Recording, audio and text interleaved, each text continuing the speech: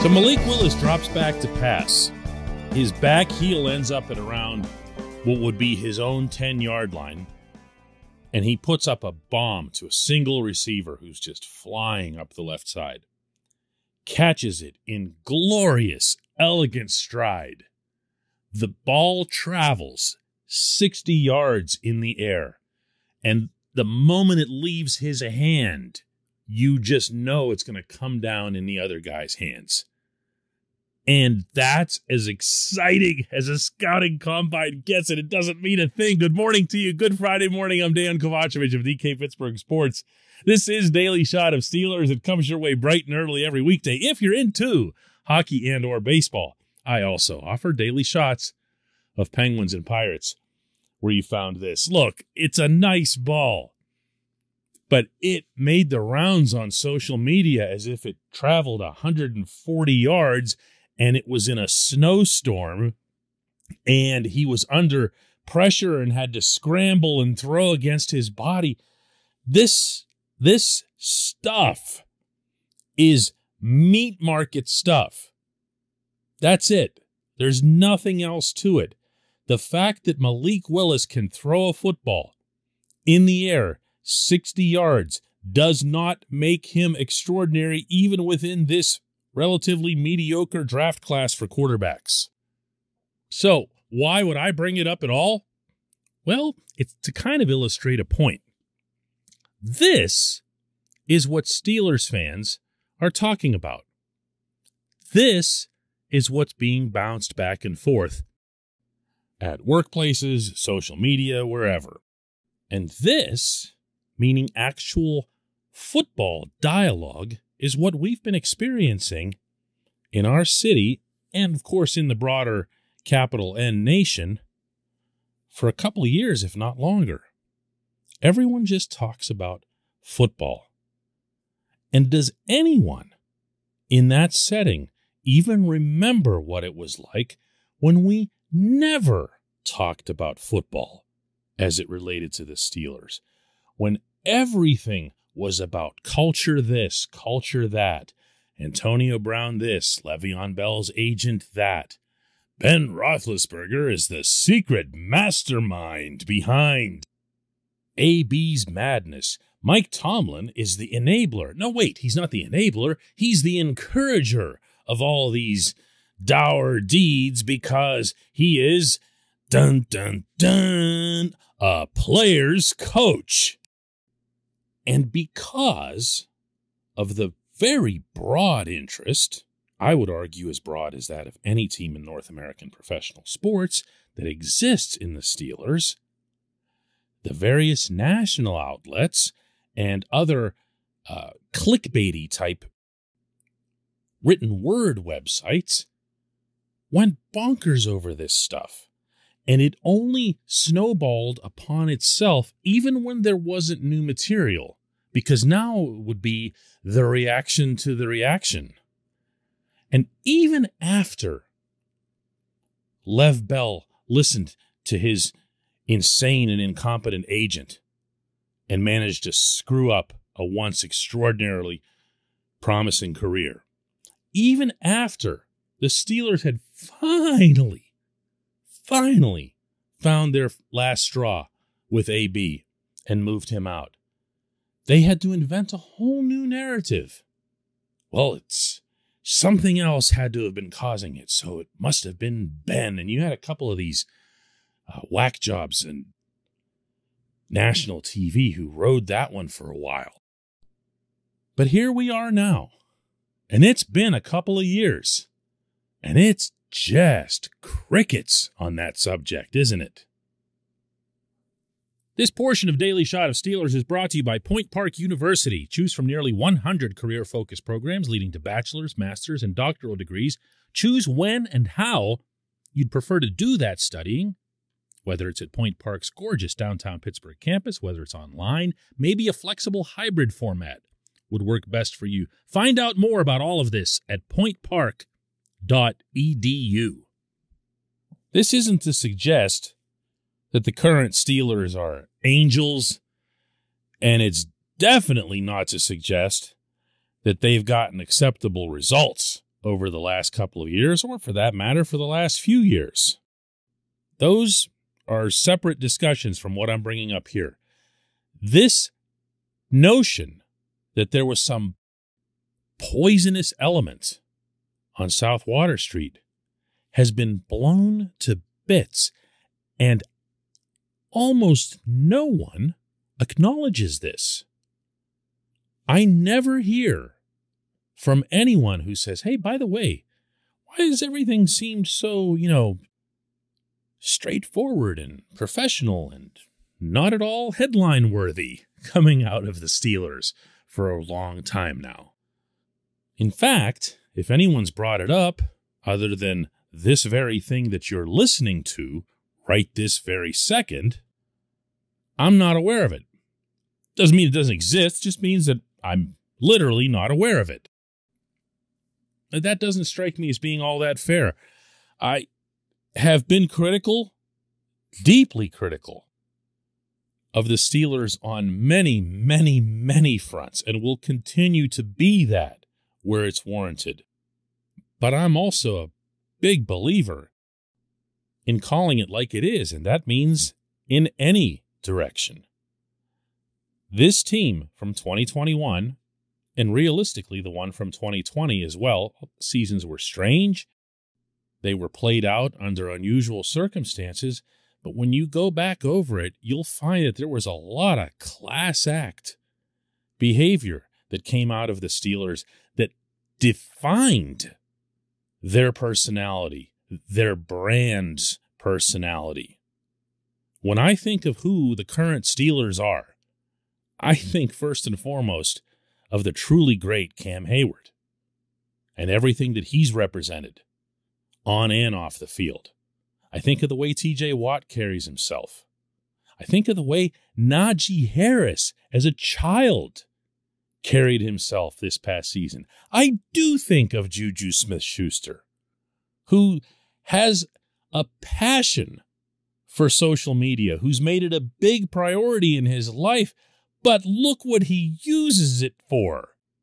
He's not throwing furniture out of the top of his apartment complex. He's helping little old ladies that he meets in Market Square. I don't care if it's staged.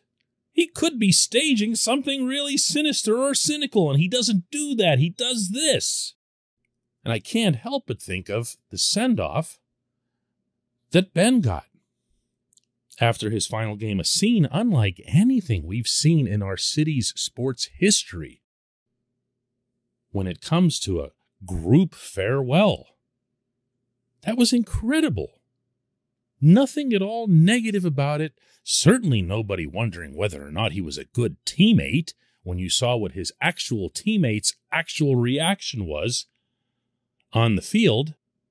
And on top of that, saw how they played for him in large part. That was their primary motivation to achieve that really unlikely playoff berth. No one's going to talk about this. No one's going to give the head coach any credit. I know that. But all of that is a fair thing, I think, to acknowledge. When we come back, just one question.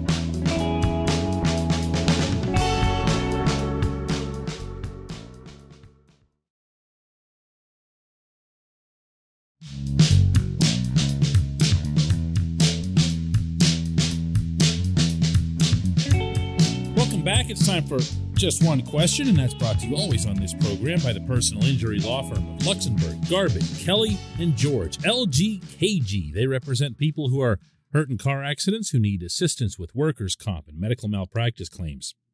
The attorneys at LGKG have been designated super lawyers, capital S, capital L, for the past 15 years. And yes, that is a real thing. The super lawyer designation is reserved for the top 5% of all attorneys in Pennsylvania. Learn more about them at lgkg.com or by calling 888-842-5454.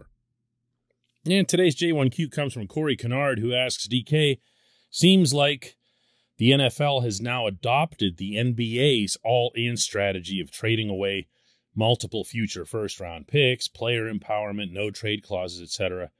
I know the Steelers dabbled with it by moving up and trading a first-rounder in consecutive seasons. Are you a fan of the Steelers maybe using these types of strategies, even possibly for a quarterback?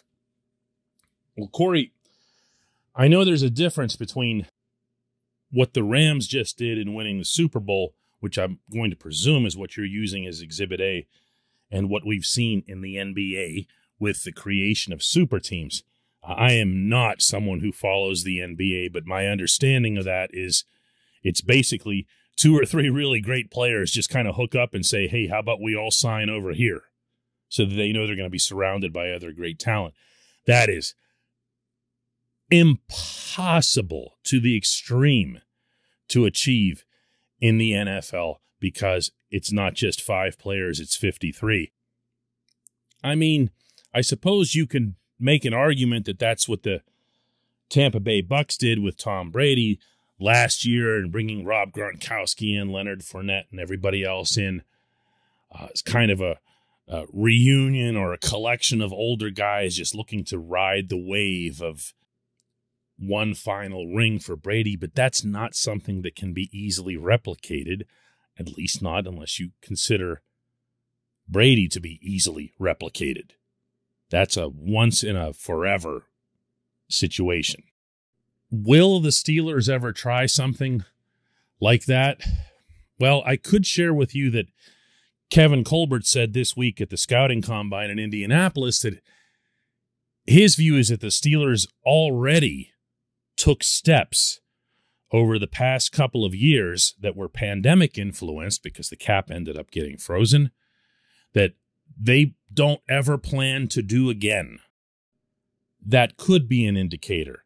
But then, as we all know, Colbert's not going to be the GM through the end of summer.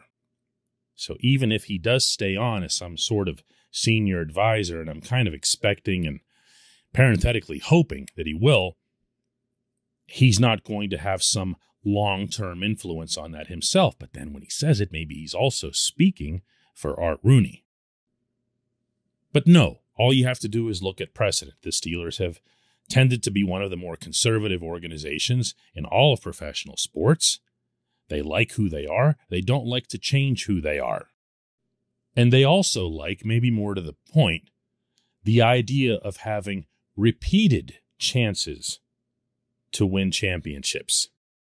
A lot of things have to go right to win the Super Bowl, and they extend way beyond the game that's played that day.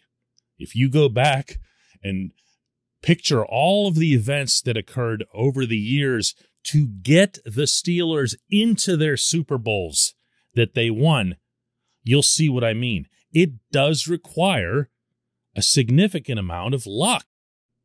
If Jerome Bettis fumbles at the goal line, you've got to have yourself a young, nimble quarterback who's capable of blazing a trail in the other direction to take the guy down, who, by the way, I can't even remember his name right now. The guy who picked up the fumble for the Colts was like stabbed in the leg or something by his wife the previous night, so he couldn't run as fast. This is what I'm talking about. The Steelers never even get to the Super Bowl if all of these weird things don't happen. So do you want to risk everything like the Rams did and just pour it all your resources, not just for that calendar year, but for future years, into that one attempt, and then one little thing goes wrong, such as that dude not getting stabbed in the leg.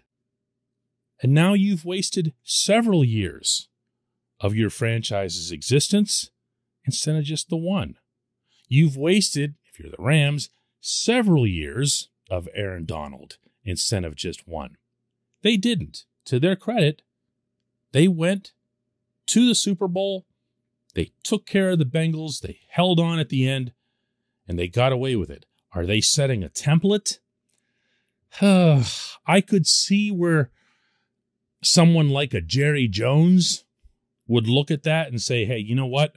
I'm getting up there. I'm getting tired of this mediocrity. I've got Dak Prescott here. I've got a few other good players. Got a tremendous defensive player. I'm going to go nuts. I'm going to just lay it all out there. Yeah, maybe. Someone like that. Do I see it happening in Pittsburgh? Wow, no chance.